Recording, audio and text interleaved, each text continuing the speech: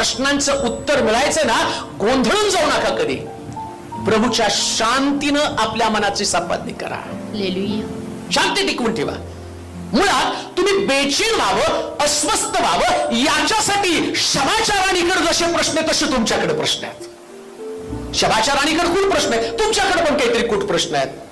ते तुम्हाला अस्वस्थ करत आहे, बेचैन करत आहे. परंतु येशूने जे केलं त्यानं घेतलं. लक्षात घ्या, येशूकडे आल्यावर तो शांतीचा अधिपती, आणि शांतीचा अधिपती काय सांगतो ते ऐका. तुमच्या पगारावर पण विश्वास ठेवू नका बरं का. कधी कधी तुमचा पगार तुम्हाला सांगतो आता हा महिना कसा चालणार. काही नाही, शांत बसायचं, प्रभूच्या हाती भाकरी सोपवायच्या, प्रभूच्या हाती तुमचा पगार सोपवायचा आणि म्हणायचं प्रभू याला पुरवठा तू आहेस. डोंगरावरच्या 5,000 लोकांना जर तू 5 भाकरीच्या द्वारे आशीर्वादित केलं तर आज माझा खूप प्रश्न आहे,